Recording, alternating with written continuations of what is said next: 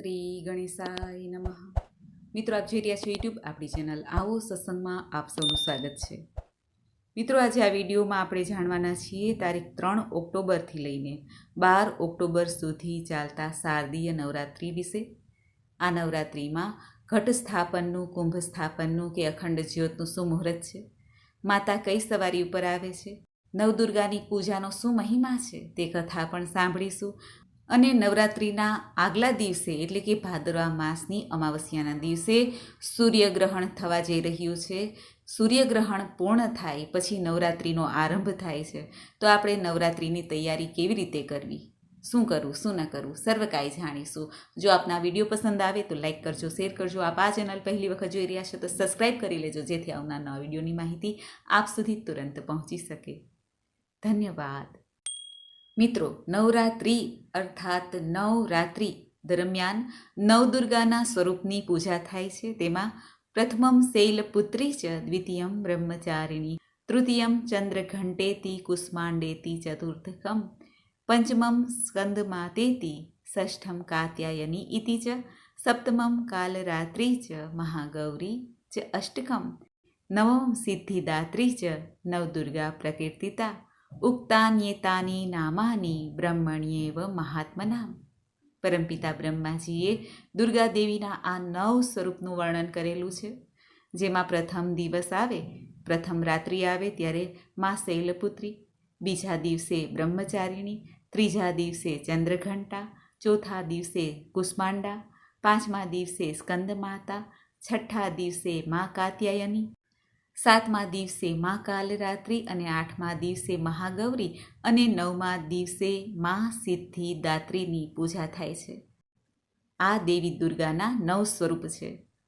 આમ તો આપણે વરસમાં 4 વખત મુખ્ય નવરાત્રિ આવે છે અને ઘણા 5 નવરાત્રિ પણ ઉત્સવ મનાવે છે. જેમાં પોષ માસ, મહામાસ, ચૈત્ર માસ, અષાઢ માસની નવરાત્રિ છે અને આ આસો માસની નવરાત્રિ, જેને અશ્વિન માસની નવરાત્રિ કહેવાય છે, તે નવરાત્રિ ધામે ધૂમેથી મનાવાય છે. પોષ અને અષાઢ માસની નવરાત્રિને ગુપ્ત નવરાત્રિ કહેવાય છે. તેમાં ગુપ્તતાથી માની પૂજા આરાધના મંત્રજાપ કરાય છે. જ્યારે ચૈત્ર માસ અને આ આસો માસની નવરાત્રિ અત્યંત મહત્વપૂર્ણ છે. આ શારદીય નવરાત્રિનો આરંભ ક્યારે થાય છે તે જાણ્યા પહેલાં આપણે એ જાણી લઈએ કે ભાદરવા માસની અમાવસ્યાની રાત્રિએ જે સૂર્યગ્રહણ થવા જઈ રહ્યું છે તે ક્યારે થાય છે, ક્યારે પૂર્ણ થાય છે, મોક્ષ થાય છે, અને ત્યાર પછી સવારે આપણે ઉઠીને માની આરાધના કરવાની છે. તો કેવી રીતે કરવી? જ્યોતિષશાસ્ત્ર અનુસાર તારીખ 2 ઓક્ટોબર 2024ના દિવસે, બુધવારના દિવસે રાત્રિએ સૂર્યગ્રહણ થવા જઈ રહ્યું છે આકાશમાં. પરંતુ ભારતમાં દેખાવાનું નથી, આપણે પાડવાનું નથી, કારણ કે રાત્રિના સમયે સૂર્યગ્રહણ છે. જો દિવસના સમય દરમિયાન સૂર્યગ્રહણ થાય તો તે પાડવાનું હોય છે. 2 ઓક્ટોબર 2024 રાત્રિના લગભગ 9:13 સૂર્યગ્રહણનો આરંભ થાય છે, જે વહેલી સવારે એટલે કે બ્રહ્મ મુહૂર્તમાં લગભગ 3:17 મોક્ષ થાય છે. સૂર્યગ્રહણ જ્યારે પૂર્ણ થશે ત્યારે બધા ઉઠે, સ્વાભાવિક છે. તો ત્યારબાદ આપણે માની પૂજા આરાધના કરવી છે. માની ચોકી સ્થાપિત કરતા હોય છે, ઘણા ઘટ સ્થાપન કરે છે, જુવારા વાવે છે અને અખંડ જ્યોત પણ પ્રગટાવે છે. તો આપણે કેવી રીતે કરવું? સૌ પ્રથમ આસો માસની એકમની તિથિએ સવારે વહેલા ઉઠીને આખા ઘરમાં ગંગાજળનો છંટકાવ કરવો અથવા ગૌમૂત્રનો. તુલસી ક્યારે પણ ગંગાજળનો છંટકાવ કરવો જોઈએ. ત્યારબાદ સ્નાન કરવું, સાફ વસ્ત્ર ધારણ કરવા અને વિધિ વિધાનથી માની પૂજા માટે તૈયાર થવું. શારદીય નવરાત્રિ પ્રારંભ થાય છે તારીખ 3 ઓક્ટોબર 2024ના દિવસે. માટે આ દિવસે જ માતાજીનું કુંભ સ્થાપન, ઘટ સ્થાપન થાય છે. તેનું મુહૂર્ત પણ જાણી લઈએ. ઘટ સ્થાપનનું શુભ મુહૂર્ત છે 3 ઓક્ટોબર 2024 ગુરુવારના દિવસે સવારે 6:30 થી 7:30 વાગ્યા સુધી. આ ઉપરાંત ઘટ સ્થાપન શુભ મુહૂર્ત એટલે કે અભિજીત મુહૂર્તમાં પણ કરી શકાય છે. બપોરે 12 વાગ્યાથી લઈને 12:30 વાગ્યા સુધીનું રહેશે. સવારે પણ ઘટ સ્થાપન કરવું ઉત્તમ મનાય છે. ત્યારે જ્વારા પણ વાવી શકાય છે અને અખંડ જ્યોત જે ભક્તો પ્રગટાવે છે તેઓ પ્રગટાવી શકે છે. અને આ વર્ષે નવી શરૂઆત કરવી હોય તે પણ કરી શકે છે. અને જે લોકો કરતા હોય છે અને હવે નથી કરવું તેઓ ક્ષમા પ્રાર્થના પણ માને કરી શકે છે. ઘટ સ્થાપન જ્યારે થાય છે તે પ્રથમ નવરાત્રિ કહેવાય છે. ત્યારે માતા શૈલપુત્રીની પૂજા થાય છે. નવરાત્રિ દરમિયાન જે ભક્તો અખંડ જ્યોત રાખવા માંગે છે, કુંભ સ્થાપન કરવા માંગે છે કે પછી જુવારા વાવવા માંગે છે, તેની સરળ વિધિ આપણે જાણી લઈએ. ઘટ સ્થાપન કરવા માટે એક બાજોટ રાખવું, તેની ઉપર લાલ વસ્ત્ર પાથરવું, અનાજની ઢગલી કરવી, માટીનો ઘડો હોય છે કે પછી કોઈ પણ ધાતુનો, તાંબા, ચાંદી, પિત્તળ ધાતુનો કળશ લઈને તેમાં સાથિયો કરવો, મૌલી બાંધવી, સોપારી, પૈસો, દુર્વા, અક્ષત, કંકુ આદિ પધરાવવા, નવગ્રહોનું સ્મરણ કરવું, વરુણ દેવતાનું સ્મરણ કરવું. ત્યારે આપણે જે કુંભ સ્થાપન કરીએ છીએ તેમાં આસો પાલવના કે પાનના પત્તા 5 રાખવાના હોય છે. ત્યારબાદ શ્રીફળ તેની ઉપર રાખવાનું હોય છે. ત્યારબાદ એક શ્રીફળ તૈયાર કરવું, તેની ઉપર સાથિયો કરવો, ચૂંદડી વીંટાળવી, ચૂંદડી ના હોય તો મૌલી બાંધવી.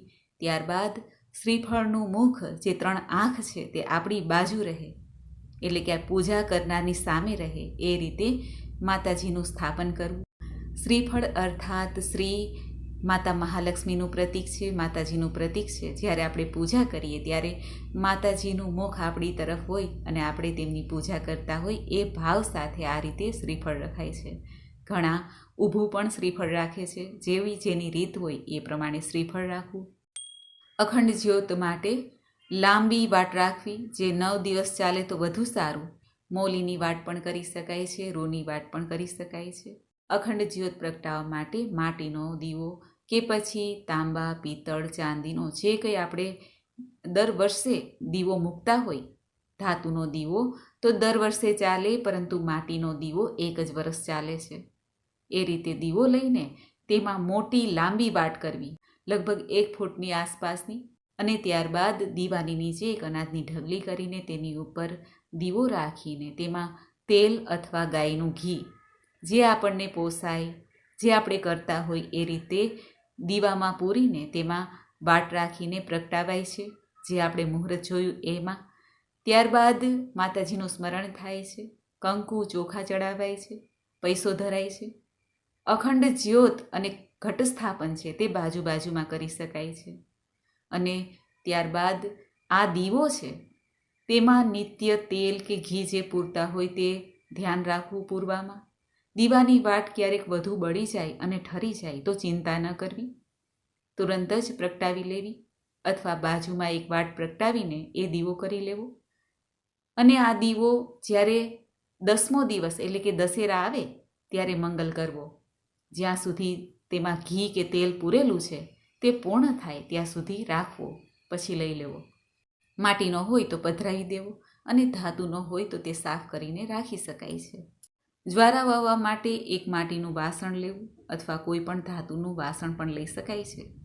માટીનું એક લેયર કરવું, ત્યારબાદ ઘઉં અને મગ અને જવ નાખવા, ફરી માટીનું એક લેયર કરવું, ફરી આ જ રીતે ધાન વાવવા અને માટીના થર ઉપર થોડું થોડું પાણી રેડવું. 9મો દિવસ આવશે એટલે તેમાં જુવારા તૈયાર થઈ જશે. માતાજીની આરાધના થઈ જાય, જ્યારે આપણે અષ્ટમી, નવમીનો ઉત્સવ મનાવાઈ જાય પછી માતાજીની પ્રસાદી રૂપ આ જુવારાને આપણે ઘરમાં પણ રાખી શકીએ છીએ, તિજોરીમાં રાખી શકીએ છીએ થોડાક જ્વારા લઈને, અને બાકીના જ્વારા જે છે તે ગાય માતાને ખવડાવી દેવા જોઈએ. આ રીતે જ્વારા વાવવાનો પણ અત્યારે મહિમા છે. અને જે ભક્તો ગરબો લે છે માતાજીનો, માટીનો ગરબો હોય છે, ઘણાને પિત્તળનો ગરબો પણ હોય છે. જે ગરબો રાખતા હોય તેઓ સાંજના સમયે ગરબો પ્રગટાવે, જ્યારે માતાજીના ધૂપ દીપ આરતી થાય ત્યારે, અને એ ગરબા પ્રગટાવીને આખા ઘરમાં ઘણા ફેરવે છે, ફરી માતાજી પાસે રાખી દેવાનો હોય છે. નિત્ય સાંજના સમયે ગરબો પ્રગટાવવાનો હોય છે. આ જે વિધિ છે, આ જે માતાજીની આરાધના માટેની ઘટ સ્થાપન કે પછી અખંડ જ્યોત છે, જ્વારા છે, ગરબો છે, તેમાં આપણે જેટલું કરી શકીએ એટલું કરવું.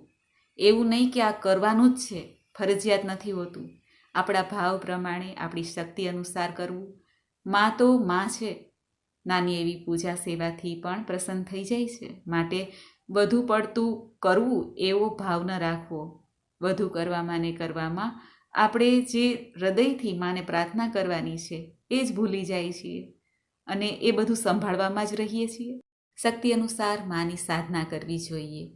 માતાજીનું આ સ્થાપન પૂર્વ દિશા તરફ, ઉત્તર દિશા તરફ અથવા પશ્ચિમ દિશા તરફ કરીએ તો શુભ મનાય છે. આમ તો આપણે જે પૂજાનો રૂમ હોય, પૂજાનું જે સ્થાનક હોય, નાનકડું મંદિર આપણા ઘરમાં હોય, તેની આસપાસ પણ રાખી શકાય છે. જે ભક્તો નવરાત્રિ દરમિયાન માના 9 દિવસ સુધી નોરતા ન કરી શકે, વ્રત ન કરી શકે અને વ્રત કરવાની ઈચ્છા હોય તો અષ્ટમી કે નવમી તિથિનું વ્રત પણ કરી શકાય છે. નવદુર્ગાના 9 સ્વરૂપની પૂજા થાય છે આ નવરાત્રિ દરમિયાન. તેમાં મહાકાળીના 3 દિવસ, મહાલક્ષ્મીના 3 દિવસ અને મા સરસ્વતીના 3 દિવસ આરાધના થાય છે. આમ ત્રિદેવીની પૂજા થાય છે.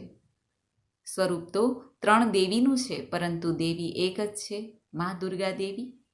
નવરાત્રિની શરૂઆત થાય છે ત્યારે પહેલા દિવસે મા શૈલપુત્રીની પૂજા થાય છે, બીજના દિવસે મા બ્રહ્મચારીની, ત્રીજના દિવસે મા ચંદ્રઘંટા, ચતુર્થીના દિવસે મા કુષ્માંડા અને પંચમીના દિવસે મા સ્કંદ માતાની પૂજા થાય છે. નવરાત્રિના 6ઠ્ઠા દિવસે મા કાત્યાયની, 7મા દિવસે કાલરાત્રિ, 8મા દિવસે મહાગૌરી અને 9મા દિવસે મા સિદ્ધિદાત્રીની પૂજા થાય છે. અને દસમની તિથિ આવે છે ત્યારે વિજયાદશમીનો ઉત્સવ મનાવાય છે, જે તારીખ 12 ઓક્ટોબર 2024 શનિવારના દિવસે ઉજવવાનું રહેશે. આ દિવસે જે ભક્તો નવરાત્રિનું વ્રત કરવા માંગે છે તેઓ નવરાત્રિની જ્યારે શરૂઆત થાય છે, આસો સુદ એકમના દિવસે જ્યારે માની પૂજા થઈ જાય ત્યારે વ્રતનો સંકલ્પ લે કે પોતે વ્રત કેવી રીતે કરવા માંગે છે. જ્યારે વ્રતનો સંકલ્પ થાય છે તો 9 દિવસ પછી 10મા દિવસે પારણ થાય છે. માની પૂજા આરાધના કરીને જો ગરબાનું સ્થાપન કર્યું હોય, જેમાં આપણે સવાર સાંજ દીવો પ્રગટાવીએ છીએ, તે ગરબો પણ માય મંદિરમાં પધરાવી દેવાનો હોય છે. અને ઘટ સ્થાપન અને અખંડ જ્યોત છે તેને પણ મંગલ કરાય છે. જ્યોત જ્યાં સુધી પ્રજ્વલિત રહે ત્યાં સુધી રાખવાની હોય છે, પરંતુ જે કુંભ સ્થાપન કર્યું છે તેને સેજ શુભ મુહૂર્તમાં હલાવીને તે શ્રીફળને માય મંદિરમાં પધરાવી દેવું અથવા જલમાં અથવા પીપળાના વૃક્ષ નીચે વિસર્જિત થાય છે અને જલને આખા ઘરમાં છંટકાવ કરવો અને ત્યારબાદ જે કુંભનું જલ વધે છે તે વૃક્ષ છોડમાં પણ નાખી શકાય છે. અષ્ટમી અને નવમી તિથિમાં આ નવરાત્રિનું ઘણું મહત્ત્વ છે. ત્યારે નાની નાની બાળાઓ કે જે માતાનું સ્વરૂપ છે, 2 વર્ષથી લઈને 11 વર્ષની બાળાઓને ભોજન કરાવાય છે, પૂજન થાય છે અને એક બાળક એટલે કે ભૈરવના રૂપમાં પણ પૂજન થાય છે. ઘણી વખત એવું થાય કે કોઈ બાળાને આપણી ઘરે ના મોકલે તો પછી આપણે માતાજીના મંદિરમાં જઈને પણ આ જે ભોજનની સામગ્રી છે તે દાન કરી શકીએ છીએ, અથવા કોઈ પણ જરૂરિયાતમંદ છે તેને પણ દાન પુણ્ય કરી શકીએ છીએ. આજના દિવસે ખાસ કરીને હોમ હવન પણ થાય છે. ઘરે પણ ઘણા હવે નાનું હવન કરે છે અને મંદિરોમાં પણ થાય છે. માતાજીના મંદિરમાં જ્યારે હવન થાય ત્યારે ઘરમાંથી એક શ્રીફળ અને ચૂંદડી ભક્તો તે હવનમાં હોમે છે, જેથી માં સેવાનો સ્વીકાર કરે. એ હવનનો ધુમાડો જે આખા શહેરમાં, ગામમાં ફેલાય છે અને આકાશમાં જાય છે. વાતાવરણ એકદમ સુગંધી થઈ જાય છે. માતાજીની પ્રાર્થનાથી સર્વે ભક્તોની મનોકામના પૂર્ણ થાય છે. આધિ વ્યાધિ ઉપાધિનું હરણ થાય છે. આ નવરાત્રિમાં જે 9 દિવસ સુધી દુર્ગા પૂજા થાય તેમાં જે ભક્તો માના મંત્ર જાપ કરે છે, વ્રત ઉપવાસ થાય કે ન થાય, પરંતુ માની પૂજા આરાધના સવાર સાંજ થાય છે. આમ કરવાથી પણ જીવનમાં શક્તિ પ્રાપ્ત થાય છે, ચાહે શારીરિક હોય, માનસિક હોય. તે શક્તિનો સંચાર થાય છે, નવીન જીવન પ્રાપ્ત થાય છે. ભગવાન મહાદેવ સ્વયં શક્તિપતિ કહેવાય છે, કારણ કે મહાશક્તિ, મહામાયા, જોગમાયા મા દુર્ગા દેવી તેમના પત્ની છે. દેવી પાર્વતી જ બધા અલગ અલગ રૂપ લઈને કુળદેવીના રૂપમાં આપણા ઘરમાં બિરાજમાન છે, તેમની આપણે સૌ પૂજા કરીએ છીએ. માં તો એક જ છે, માત્ર રૂપ અને નામ અલગ અલગ છે. આ નવરાત્રિમાં ખાસ ધ્યાન રાખવું, ઘરમાં કોઈ પણ એવી વસ્તુ લઈ આવી નહીં કે જે અશુદ્ધ હોય, કારણ કે માની પૂજા થાય છે ત્યાં શુદ્ધિનું ખાસ ધ્યાન રખાય છે. વ્યસન કરવું નહીં. અને જે ભક્તો વ્રત કરે છે તેઓ દિવસના ઊંઘે નહીં તો સારું. અને જ્યારે પણ વ્રત ઉપવાસ થાય ત્યારે સાત્વિકતા રાખવી, એક ટાઈમ ભોજન પણ લેવાનું જો નિયમ હોય તો સાંજના સમયે માની પૂજા આરાધના થઈ જાય, ધૂપ દીપ આદિ આરતી થઈ જાય પછી જ એક ટાઈમ ભોજન લેવું જોઈએ. જો બહેનો માસિક ધર્મમાં આવે આ નવરાત્રિ દરમિયાન તો એ બહેનોએ અલગ રહેવાનું રહેશે. માતાજીના રૂમમાં જ્યાં માતાજીનું સ્થાનક છે, સ્થાપના કરી છે, તે રૂમમાં પ્રવેશ ન કરવો અને કોઈ શુભ વસ્તુને અડકવી નહીં, રસોઈ પણ બનાવી નહીં. ઘરના બીજા સદસ્યો દ્વારા કામ લેવું, આરતી ધૂપ બીજા સદસ્ય કરી શકે છે, કારણ કે આપણે ઘટ સ્થાપન કે અખંડ જ્યોત પ્રગટાવી હોય તો તેને મંગલ કરાતી નથી વચ્ચેથી. એટલા માટે તે તો 9 દિવસ સુધી કરવાનું જ હોય છે, પરંતુ માસિક ધર્મમાં બહેનો હોય તેને આ વાતનું ધ્યાન રાખવું. 5 દિવસે ફરી પૂજાપાઠ થઈ શકે છે. આ નવરાત્રિમાં માના ગરબા પણ રમાય છે. યુવક યુવતીઓ રૂમઝૂમ કરતી માની આરાધના કરે છે, જેથી શરીરમાં એક નવો જુસ્સો પેદા થાય છે. પરંતુ એ વાતનું ખાસ ધ્યાન રાખવું કે જે વ્રતી છે તે રાત્રિના સમયે જ્યારે પણ બહાર જાય, ઘરની બહાર જાય, ત્યારે જો ઘરમાં અખંડ દીવો પ્રગટાવેલો હોય તો એક જણાએ ઘરે અવશ્ય રહેવું, તાળું ન મારવું આ નવરાત્રિ દરમિયાન. અને રાત્રે જેઓ ગરબા રમવા જાય છે તેઓ પણ પોતાના સ્વાસ્થ્યનું ધ્યાન રાખે. જો વ્રત કર્યું હોય તો બહારનું ભોજન બને ત્યાં સુધી ન લેવું. નવરાત્રિ દરમિયાન દુર્ગા સપ્તસતીનો પાઠ છે. મા દુર્ગા દેવીના 108 નામ છે, મંત્ર જાપ છે, તે કરી શકાય છે. અને માની નિત્ય આરાધના, માના 9 સ્વરૂપની કથા મહિમા પણ સંભળાય છે. આ રીતે 9 દિવસ સુધી માની પૂજા આરાધના કરીને ભક્તો પોતાનું કલ્યાણ કરી શકે છે. કારણ કે સ્વયં મહામાયા જોગમાયા એ મા દુર્ગા દેવી છે, જે જગતના અધિષ્ઠાત્રી દેવી છે, જગતને ઉત્પન્ન કરનારા દેવી છે, આદિ શક્તિ છે. અને એવું પણ કહેવાય છે કે મા કોઈને કોઈ સવારી લઈને આ ધરતીલોક ઉપર આવે છે. જ્યારે નવરાત્રિનો ઉત્સવ આવે છે, ચાહે કોઈ પણ નવરાત્રિ હોય, એમાં પણ 7 વાર પ્રમાણે માની સવારી અલગ અલગ કહેવાય છે. જેમ કે મંગળવાર શનિવારે નવરાત્રિ શરૂ થાય તો મા ઘોડા ઉપર બિરાજમાન થઈને આવે છે. ઘોડો કે જે યુદ્ધનું પ્રતીક છે, ઉર્જા અને ગતિનું પ્રતીક છે, શુભ મનાય છે. અને જો નવરાત્રિની શરૂઆત ગુરુવાર કે શુક્રવારે થતી હોય તો મા ડોલી ઉપર સવાર થઈને આવે છે. આનો અર્થ એ થાય છે કે વાતાવરણમાં થોડીક ઉથલ પાથલ રહી શકે છે. અને સોમવારે કે રવિવારે જો નવરાત્રિની શરૂઆત થતી હોય તો મા હાથી ઉપર સવાર થઈને આવે છે, જે ધન ધાન્ય અને સમૃદ્ધિનું પ્રતીક મનાય છે. અને આ વર્ષે નવરાત્રિની શરૂઆત ગુરુવારે થાય છે, માટે માતા ડોલી પર સવાર થઈને આવે છે. પૌરાણિક સમયમાં પણ નવરાત્રિ પર્વની પરંપરા હતી. વર્ષોથી આ પરંપરા ચાલી આવે છે. આપણે રામાયણમાં પણ સાંભળ્યું છે કે ભગવાન શ્રી રામજીએ લંકાપતિ રાવણ સાથે યુદ્ધ કરતા પહેલાં માની પૂજા આરાધના કરી હતી, વ્રત કર્યું હતું. આ નવરાત્રિથી જોડાયેલી કથા પણ આપણે સાંભળીએ. એક કથા છે મહિષાસુર અને મા દુર્ગા દેવીની કથા. હંમેશા શક્તિની આરાધના કરીએ ત્યારે અધર્મ ઉપર ધર્મના જીતનો સંદેશો જ મળે છે.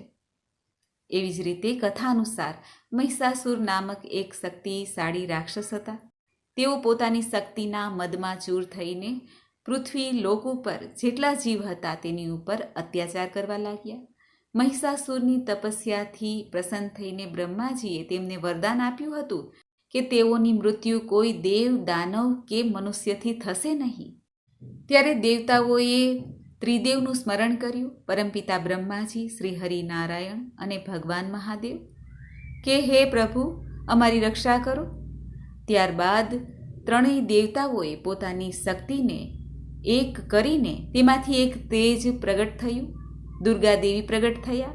જે ત્રિદેવની શક્તિરૂપ દુર્ગા દેવી હતા તે દેવીને બધા દેવતાઓએ કંઈક ને કંઈક અસ્ત્ર શસ્ત્ર પ્રદાન કર્યા, જેથી દેવીની શક્તિ અનેક ગણી થઈ ગઈ. ત્યારે મહિષાસુર અને દેવી દુર્ગા વચ્ચે ઘમાસાન યુદ્ધ થયું. મહિષાસુરે ઘણા રૂપ ધારણ કર્યા અને દુર્ગા દેવીએ મહિષાસુરને દરેક રૂપમાં પરાજિત કર્યા. યુદ્ધનો અંત લાવવા માટે મા દુર્ગા દેવીએ મહિષાસુરનો સંહાર કરી દીધો. માનવામાં આવે છે કે માતા દુર્ગાએ પણ 9 દિવસ સુધી મહિષાસુરની સાથે યુદ્ધ કર્યું હતું અને 10મા દિવસે મહિષાસુરને મોક્ષ પ્રાપ્ત થયો, જેથી વિજય પ્રાપ્ત થયો. એટલે વિજયાદશમીના રૂપમાં દેવતાઓ માની સ્તુતિ કરવા લાગ્યા. મહિષાસુર મર્દિની નામે મા ઓળખાયા.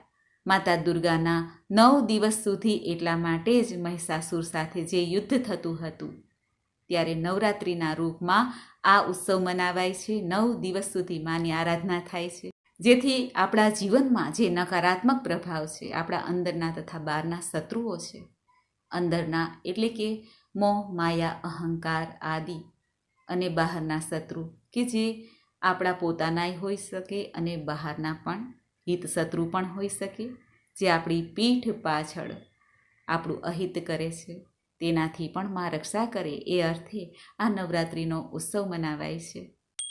બીજી કથા રામાયણમાં વર્ણિત છે. ભગવાન શ્રી રામજીએ લંકાપતિ રાવણ સાથે યુદ્ધ કરવા માટે સીતાજીને પાછા લઈ આવવા માટે 9 દિવસ સુધી માં દુર્ગા દેવીની પૂજા કરી હતી. ભગવાન શ્રી રામજીની ભક્તિથી પ્રસન્ન થઈને માએ પ્રગટ થઈને યુદ્ધમાં વિજય પ્રાપ્ત થાય એવું વરદાન આપ્યું હતું. 10મા દિવસે ભગવાન શ્રી રામજીએ લંકાપતિ રાવણ સાથે યુદ્ધ કર્યું અને રાવણને મોક્ષ પ્રાપ્ત થયો. એટલા માટે 9 દિવસ સુધી માની આરાધના થાય છે અને વિજયાદશમીનો ઉત્સવ ધામે ધૂમેથી મનાવાય છે.